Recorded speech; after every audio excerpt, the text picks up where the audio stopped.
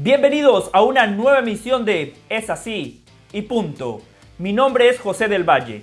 Hoy vamos a hablar del dominio de la Selección Nacional de los Estados Unidos en la CONCACAF. Un equipo con poca tradición de fútbol ya se convierte en la selección más importante del área. México gana, pero no convence. El equipo de Coca con más dudas que certezas. España vuelve a ser campeón de un título importante. España vuelve a ganar un título en el contexto del fútbol europeo. Un título más que necesario para la Roja. Y estamos a días de que arranque la Copa Oro y la polémica entre Guatemala y la convocatoria de Arquímedes Ordóñez continúa. Guatemala no debería de convocar más al futbolista de Cincinnati. Así arrancamos, es así y punto. Este fin de semana Estados Unidos venció a Canadá y se quedó con el título de la CONCACAF Nations League. Las cosas hay que decirlas como son. Estados Unidos, un país con poca tradición de fútbol, ya es el mejor equipo de la zona. Estados Unidos hoy es el nuevo gigante de la CONCACAF. Y no nada más por el resultado de este fin de semana. Estados Unidos está completando un proceso donde viene ganando absolutamente todo. En la primera edición de la CONCACAF Nations League, la ganaron. Encima, derrotaron a México, al acérrimo rival.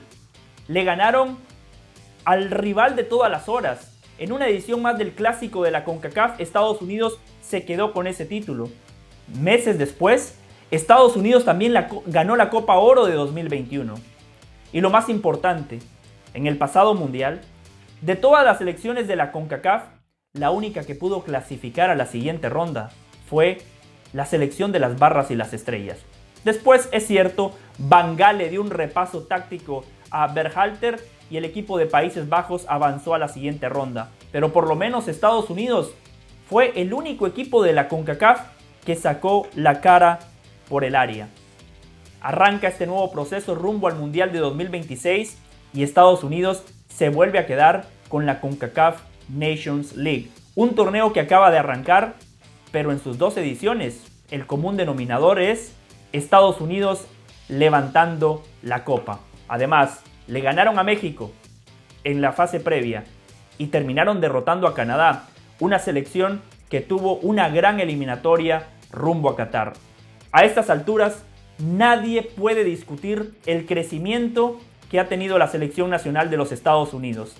En todos los aspectos, estructura, infraestructura, capacidad de sus futbolistas, exportación de jugadores al fútbol de Europa, crecimiento de su liga local. Estados Unidos es el país de las oportunidades y hoy los futbolistas empiezan a tener más oportunidades aquí y fuera de territorio estadounidense. Hay que felicitar a la Federación de Estados Unidos porque trabaja de manera correcta. Hay proyecto, tienen una estructura, hay un plan. Más allá de que se han equivocado con el director técnico porque fue una locura de que en la Nations League haya dirigido el interino del interino, más allá de ese lunar, son federativos que no dudan ante la adversidad. Puede haber tropiezos. Cuando hay obstáculos, no les tiembla el pulso, se mantienen firmes. Le son fieles a sus convicciones y allí están los resultados. Un dominio total de Estados Unidos, Nations League, Copa Oro y fundamentalmente siendo protagonista en el último Mundial de Qatar. ¿Por qué Estados Unidos está atravesando un gran momento? Por la jerarquía de sus futbolistas. Si repasamos el 11 de BJ Callaghan, con el cual derrotaron a Canadá 2-0 en la final de la Nations League, salvo Zimmerman, todos los futbolistas de Estados Unidos juegan en Europa. Turner, Scully, Richards, Robinson, Aronson, Musa, Weah, Reina, Pulisic y Balogun. Esa es la realidad del fútbol, los jugadores. Lo único que hay que recriminarle a muchos de estos jugadores es que no han sido regulares en el fútbol de Europa, como Turner, a quien vemos en pantalla, como Pulisic, que fue suplente en el Chelsea. Ese es el próximo gran paso que tienen que dar los futbolistas de las barras y las estrellas. Ya están en Europa, ya están en equipos importantes, ahora se tienen que ganar un lugar. ahora hay que exigirles que sean regulares y consistentes, porque muchos de ellos no completaron un buen año, no tuvieron una temporada en Europa, pero cuando las papas estaban quemando contra México y contra Canadá, todos dieron un paso al frente. A ninguno le quemó la pelota, todo lo contrario, todos asumieron ese protagonismo, empezando con Gio Reyna. Gio Reyna, que fue una de las deudas pendientes, que fue una de las decepciones en Qatar, en estos dos partidos trascendentales, pidió la pelota, fue clave en la mitad de la cancha. Qué bueno que parece ser que la situación en el vestuario se aclaró, porque claramente para ganar, antes de ser un buen equipo, hay que tener un vestidor unido, hay que tener un vestidor donde todos pujen para el mismo lado. Gio Reyna había sido la manzana de la discordia, pero parece ser que los problemas son parte del pasado, y en este nuevo proceso Gio Reyna dentro de la cancha la rompió. Christian Pulisic, el capitán América, contra México apareció en su máxima dimensión, pidiendo la pelota, marcando la diferencia. Contra Canadá no marcó goles, pero siguió siendo un jugador sumamente importante, porque cuando la pelota pasa por Pulisic, el ataque de Estados Unidos cobra otra dimensión. Me gusta mucho que el entrenador le da libertad para que se mueva en cualquier lugar del frente de ataque. Christian Pulisic, cuando recibe la pelota en el último tercio, allí es donde puede hacer daño, especialmente cuando recibe el balón de frente a la portería contraria. Pero hay una faceta de su juego donde claramente ha evolucionado. Christian Pulisic no tiene un gran físico, pero en estos dos partidos, cuando recibía la pelota de espaldas a la portería, en ese primer toque sacaba ventaja. En ese primer toque ya automáticamente quedaba perfilado para la portería contraria y a partir de allí potenciaba sus grandes virtudes, la explosividad, el cambio de ritmo y la velocidad. Y hay algo que hay que destacar: velocidad conduciendo la pelota. Eso es clave. Lo vimos contra México, lo vimos contra Canadá. Pulisic claramente se está poniendo al equipo al hombro y Estados Unidos lo aplaude y lo valora. Folarin Balogun, uno de los goleadores de la Ligue 1 de Francia, un futbolista que tiene triple nacionalidad. Podía jugar para Inglaterra, que ya lo había hecho en divisiones inferiores, podía jugar para Nigeria y también podía jugar para la selección nacional de los Estados Unidos. Y aquí es donde otra vez volvemos a destacar a la federación, porque tienen un departamento de scouting que está haciendo un gran trabajo, están detectando aquellos jugadores estadounidenses que son elegibles para la selección, charlan con ellos, los convencen, le dan la oportunidad y después los futbolistas están respondiendo en la cancha. Balogun, con 3 entrenamientos ya le había quitado el puesto a Ricardo Pepi, que pintaba para ser el gran 9 de Estados Unidos en la próxima década. Y puede ser que todavía lo sea, pero claramente Pepi ha perdido terreno. Balogun jugó su primer partido oficial contra México y parecía que llevaba años jugando con sus compañeros, no nada más por el entendimiento futbolístico, sino por la buena onda que se notaba. Claramente el vestuario lo ha recibido bien, porque los futbolistas no son tontos, saben que Balo puede marcar la diferencia. Balo puede ser el jugador que lleve a Estados Unidos a una ronda de cuartos de final o a una semifinal en el próximo mundial. Así de bueno es, y lo vimos contra Canadá. Ese gol que marca, impresionante cómo pica el espacio, cómo le marca a Gio Reyna a dónde tiene que ir el pase, después posiciona muy bien el cuerpo y define de manera fantástica. Una media vuelta para marcar el gol de la tranquilidad, el 2-0, bueno, aunque es contra Canadá, ¿no? Marcó el 2-0 clave que a Estados Unidos le permitió manejar el partido de otra manera y de manera merecida.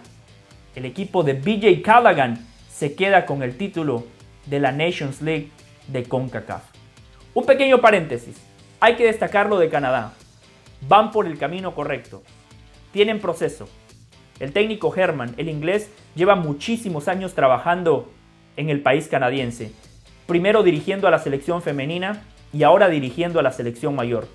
Cumplió con una gran fase eliminatoria rumbo a Qatar.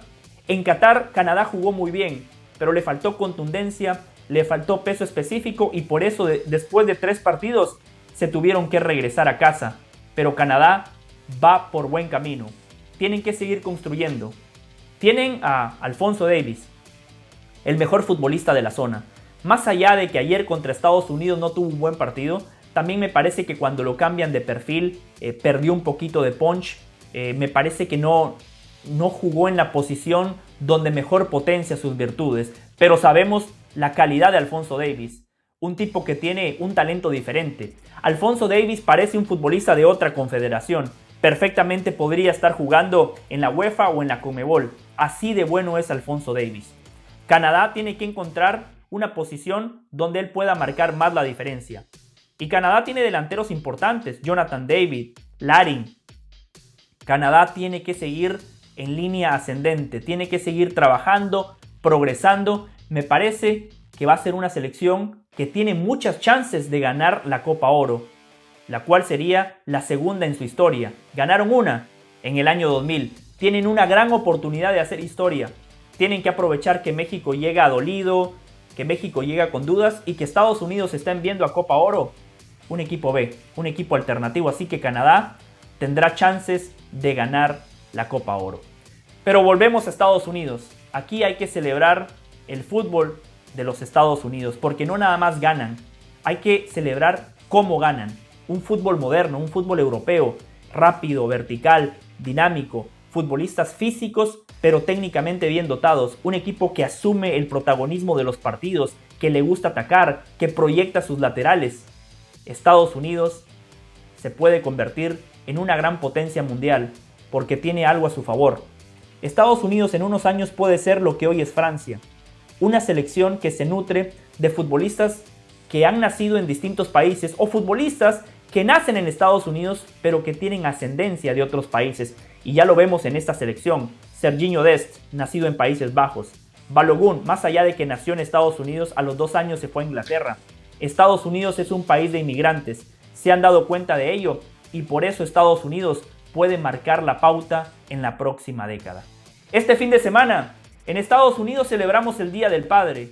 Un fuerte abrazo a todos los papás del mundo y un reconocimiento especial a Estados Unidos, el nuevo padre de la CONCACAF. Es así y punto. Hablemos ahora de México. Un partido incómodo el que tuvo que jugar México ayer en Las Vegas contra Panamá. México, en el contexto de la CONCACAF, siempre se prepara para jugar finales y para ganar títulos. Esa derrota contra Estados Unidos caló hondo. Tuvo muchas repercusiones. La primera de ellas, antes de que arrancara el partido, el estadio prácticamente vacío. México, una selección que en cualquier cancha de los Estados Unidos juega de local. Una selección que prácticamente llena todos los estadios de la Unión Americana. Una afición noble que siempre le responde a su equipo, porque la selección mexicana, para el mexicano que vive de este lado del río Bravo, es como una extensión de la patria. Muchos de ellos, por una situación migratoria, no pueden ir o no pueden regresar a su país, no pueden visitar a su familia, no pueden estar cerca de los suyos. Y por eso cuando viene la selección, es una pequeña excusa para sentirse más cerca de México. Y por eso México en Estados Unidos siempre ha jugado en casa. Pero claramente la afición está cansada, porque muchas veces les traen partidos moleros, porque muchas veces le venden a la selección mexicana de fútbol, pero le traen equipos B diagonal C, futbolistas alternativos, no le traen a los titulares. Bueno, en la Nations League sí vinieron los titulares, en teoría sí vinieron los mejores de México, pero los resultados no han sido buenos.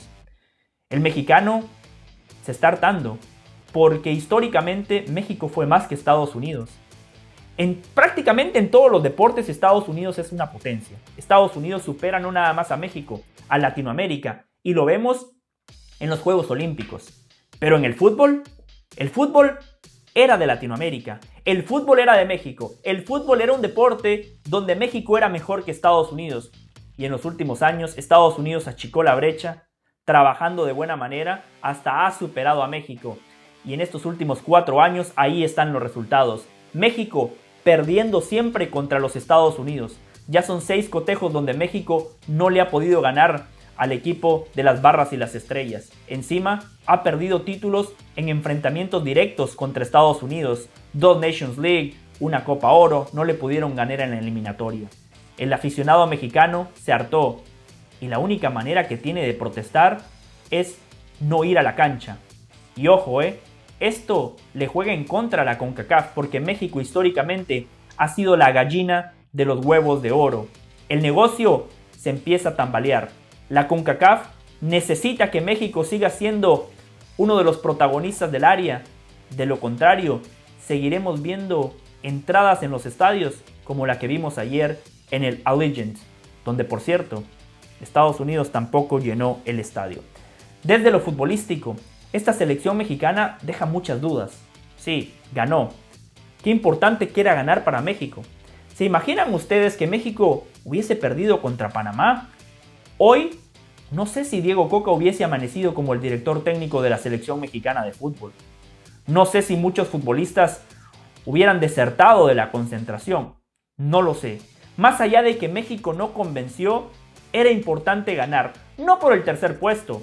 México ya fracasó. México ya había fracasado antes del partido. Porque a México en CONCACAF siempre le tenemos que exigir el primer lugar. Pero una derrota hubiese sido estrepitosa. Lo único que rescato de México fue eso. El resultado. Porque desde lo futbolístico es una selección que sigue sin jugar bien. Defensivamente deja muchos huecos.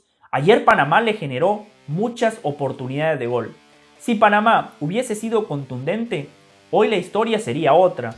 También hay que destacar lo de Guillermo Ochoa, que tuvo un par de atajadas muy buenas. Yo sé que mucha gente critica a Memo Ochoa, pero hay algo que yo quiero destacar de Memo. El compromiso que tiene con su país, con su patria. El compromiso que tiene con la selección, con sus compañeros. Porque Memo Ochoa ya no tiene nada que probar con la selección. Ha estado en 5 mundiales. Cuando se retire quizás estaremos hablando del guardameta más importante en la historia del fútbol mexicano. Ya fue a Europa, ídolo en el América. Económicamente me parece que su futuro lo tiene resuelto. Ochoa podría estar disfrutando de las vacaciones en alguna isla paradisíaca, viajando por Europa con su familia, conociendo Japón, China. No, el tipo está concentrado con su selección. El tipo sigue sufriendo cuando su país no gana. Memo Ochoa es un gran capitán. Les voy a poner un ejemplo. Keylor Navas es mejor guardameta que Guillermo Ochoa. Es mejor. Creo que Keylor Navas es el mejor guardameta en la historia de la CONCACAF. Pero hay algo donde Keylor Navas no compite con Memo Ochoa. En el compromiso con su país, con su selección. Keylor Navas no fue a la Copa Oro de 2013, Copa Oro de 2015, 2017, 2019, 2021. No fue a la Copa América Centenario de 2016 y ahora está lesionado y tampoco irá a la Copa Oro de 2023. Algo que yo no creo, pero bueno, eso lo hablaremos en otra edición de Es Así, punto.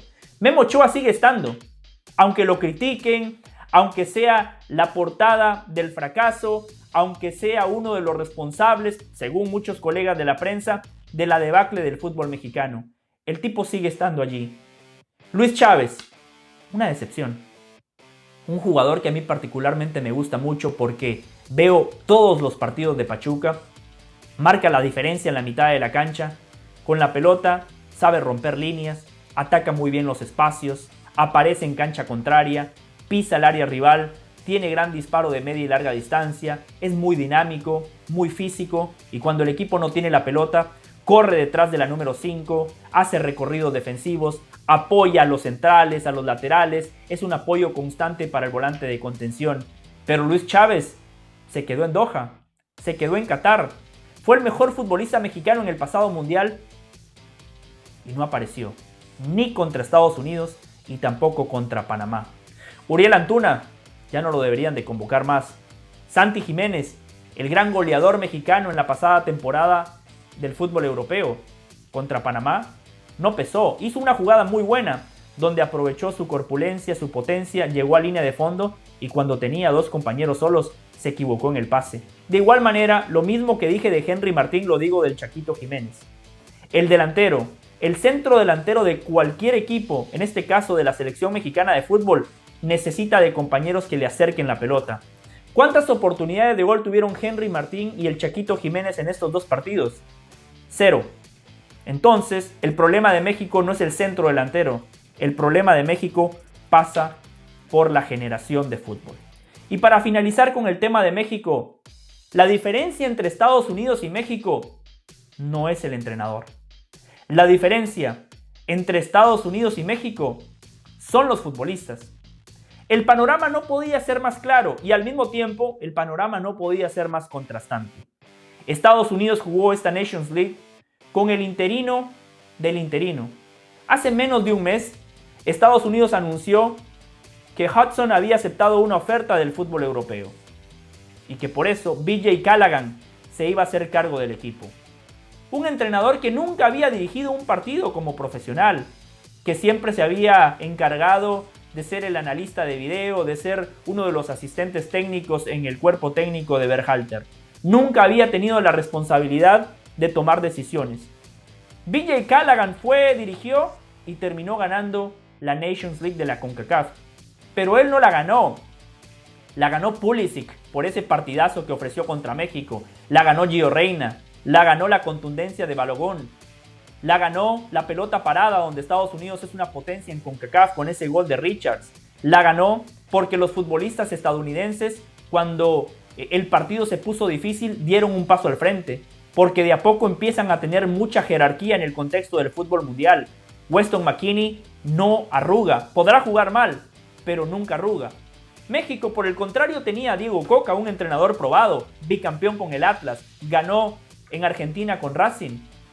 Pero los futbolistas mexicanos no aparecieron. En ese partido contra Estados Unidos, ¿dónde estaba la jerarquía de Edson Álvarez? No apareció, al contrario, se equivocó provocando ese primer gol, el gol que abrió la lata. Los nuevos defensas del fútbol mexicano, como Reyes, como Vázquez, como Guzmán, dejaron mucho que desear. En ataque, Orbelín Pineda totalmente perdido. Antuna no toma buenas decisiones. A Henry Martín, los centrales estadounidenses se lo comieron. Esa es la gran diferencia. No es Coca, no es Callaghan. La diferencia son los futbolistas. Mientras México no genere mejor materia prima, mientras México no tenga futbolistas destacando en equipos importantes de Europa, la tónica se va a mantener.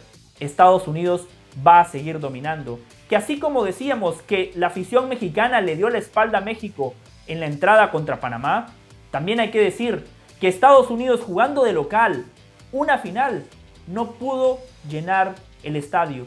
Y eso es lo que más le debe de doler a México. Que un país con poca tradición, un país donde el fútbol todavía no ocupa un lugar preponderante, ese país a México ya lo superó. Se viene la Copa Oro. Estados Unidos la va a jugar con el equipo B, pero con la confianza de ser el nuevo gigante de la CONCACAF. Es así y punto. Es momento de hablar de España. Este fin de semana, España jugó la final de la UEFA Nations League contra Croacia. Y el equipo dirigido por Luis de la Fuente se terminó quedando con la victoria por la vía de los penales. Qué importante que era para España ganar otro título. Sin importar el cómo, sin importar las formas. España necesitaba ganar para reimpulsarse, para demostrarle al mundo que puede ser una selección que puede seguir ganando títulos.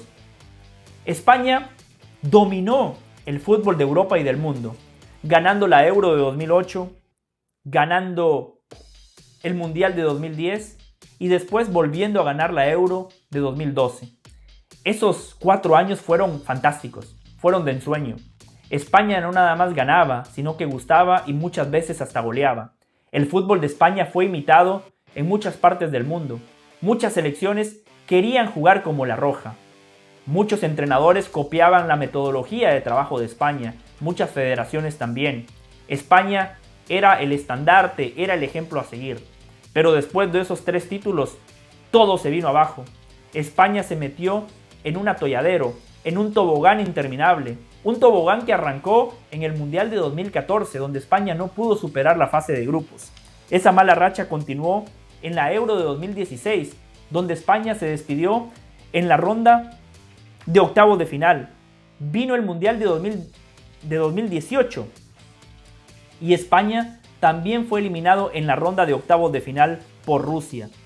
Parecía que España iba a tener la chance de revancha en la Eurocopa de 2020, que al final se jugó en el año 2021 por la pandemia, y España fue eliminado en la ronda de cuartos de final.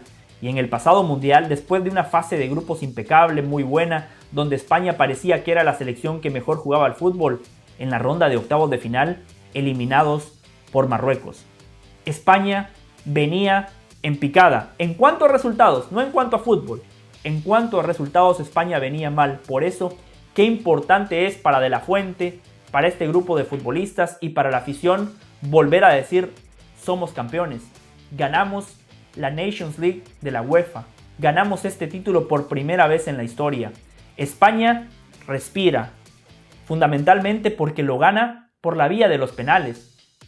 Una serie de definición que había sido el talón de Aquiles de España, porque en la pasada Eurocopa España se queda en semifinales, pierde con Italia por la vía de los penales, porque en el pasado Mundial Marruecos los eliminó de la Eurocopa vía penales. Por eso llegaron a esta definición clave contra Croacia, y en esta ocasión al futbolista español no le tembló el pulso. Esta vez el jugador de España pateó el penal de manera correcta y hoy España puede decir: estamos de vuelta. El fútbol español ha regresado. Qué importante que era ganar, porque los títulos te dan confianza. Para De la Fuente, qué importante que era arrancar este proceso con un título. Qué importante que era para los federativos que este nuevo entrenador arrancara el proceso con un título, porque ya tomó decisiones importantes. Por ejemplo, la no convocatoria de Sergio Ramos, que obligó al exdefensa del Real Madrid a retirarse de la selección española de fútbol. España le ganó a Croacia, una selección que sigue siendo sumamente competitiva, pero que no le alcanzó. Hay algo que España tiene que corregir, y lo decimos hoy que España ganó. España muchas veces termina siendo mejor que sus rivales. Por momentos los apabulla, por momentos les pasa por encima en cuanto a posesión. Pero la posesión de España en muchos lapsos del partido es una posesión intrascendente, estéril, una posesión que no termina en nada, muchos pases laterales, muchos pases de seguridad. El fútbol moderno es de romper líneas, es de tener la pelota, pero terminar las jugadas con remates o con generación de oportunidades de gol. Y España tiene mucho la pelota, pero le hace falta tener más punch en ataque. ¿Y en dónde está la diferencia? Que antes España en el último tercio tenía futbolistas de mucha jerarquía, como el Guaje Villa, como Fernando Torres. Hoy hay una gran diferencia entre los mediocampistas españoles y los delanteros españoles. En la sala de máquinas, en la zona de generación, España sigue teniendo grandes futbolistas como Gavi y Pedri, que se han consolidado como titulares del Barcelona, titulares de la selección de España, como Rodri, que fue piedra angular en la consecución del triplete del Manchester City. También tienen a Olmo, que puede ser un revulsivo viniendo desde el banco de suplentes. Pero en ataque, España tiene a Asensio, suplente en el Real Madrid. Tiene a Ansu Fati, suplente en el Barcelona. Morata nunca terminó de ser ese killer, nunca se ha convertido en ese gran delantero del fútbol europeo. Tuvo una buena temporada con la Juve, pero después muchos picos bajos, algunos altos, pero sigue siendo un jugador inconsistente e irregular. Joselu, la nueva contratación del Real Madrid, tampoco es un 9 que meta miedo. España, si quiere volver a dominar el fútbol mundial y de Europa como lo hizo de 2008 a 2012, necesita goles. Necesita que sus delanteros den un paso al frente, o necesita trabajar de mejor manera en sus canteras. Lo hace de muy buena manera generando mediocampistas, pero el fútbol se define con goles, y si España no tiene gol, va a ser imposible que vuelvan a dominar el fútbol como lo hicieron cuando ganaron la Euro, Mundial y la Eurocopa. Es así y punto. Es momento de hablar de Guatemala. La Copa Oro está a la vuelta de la esquina. Mañana vamos a conocer a los últimos 3 clasificados. La ronda preliminar se está jugando en Miami, pero ya hay 13 selecciones que se están preparando a full para lo que será una nueva edición del torneo más importante de la CONCACAF. Arquímedes Ordóñez, un futbolista nacido en Estados Unidos, juega en Cincinnati, pero que tiene ascendencia de Guatemala. Desde hace un par de años, Guatemala ha implementado un departamento de scouting que se ha encargado de detectar a todos aquellos futbolistas que puedan ser elegibles para la selección de Guatemala. Lo cual me parece bien. Guatemala no trabaja bien en sus fuerzas básicas, no trabaja bien en sus canteras y necesita tener mejor materia prima. Uno de esos futbolistas que son elegibles para la selección es Arquímedes Ordóñez, quien ya fue convocado a las selecciones juveniles. De hecho, estuvo en el Mundial Sub-20 que Guatemala disputó en Argentina, donde Guatemala no trascendió, 3 partidos, 3 derrotas, Guatemala no marcó un solo gol y se despidió con más pena que gloria. Arquímedes Ordóñez era el referente de esa selección que claramente se nota que es un jugador de mucha calidad, es un futbolista distinto. Nadie discute sus cualidades. Luis Fernando Tena, de manera inteligente, para continuar con el proceso, para continuar con la consagración y con la preparación de Arquímedes Ordóñez, lo convocó para Copa Oro. Ordóñez ha dicho que no. Ordóñez ha dicho que no porque quiere seguir jugando en Cincinnati. Cuando hablamos de una selección, hay valores que son innegociables. El compromiso y el sentido de pertenencia son valores innegociables. No es un club, es una selección. En el club el futbolista es profesional, juega porque le pagan y el futbolista tiene que cumplir con ciertas obligaciones porque hay clubes que le pagan. Es una relación de beneficio para el empleador y para el empleado. Ahí lo único que uno le exige al futbolista es que sea profesional. Yo al jugador en su club no le exijo amor por la camiseta. Si lo tiene, qué bueno, es un valor agregado. Pero el fútbol es un negocio, es una industria. Cuando hablamos de una selección, no. La selección es un sentimiento. La selección es algo especial. La selección tiene que ser el premio para todos aquellos futbolistas que destacan, pero tiene que ser el premio para todos aquellos futbolistas que se mueren por vestir la camiseta de su país. Ordóñez dice no a la convocatoria porque quiere tener más minutos con Cincinnati. Está mintiendo. Ordóñez le dice que no a Guatemala porque sigue esperando un llamado de la Selección Nacional de los Estados Unidos. Un llamado que para mí nunca va a llegar. Arquímedes es un buen futbolista, pero él se debería de dar cuenta que para esta Copa Oro, Estados Unidos ofreció una prelista de 60 jugadores, donde Ordóñez no fue incluido. Es un muy buen futbolista, pero no es mejor que Weah, que Reina, que Pulisic, no es mejor que Aronson, no es mejor que muchos futbolistas estadounidenses que tienen más rodaje. Para Guatemala es un futbolista distinto. En Estados Unidos es uno más. Pero más allá de las cualidades, reitero, el compromiso.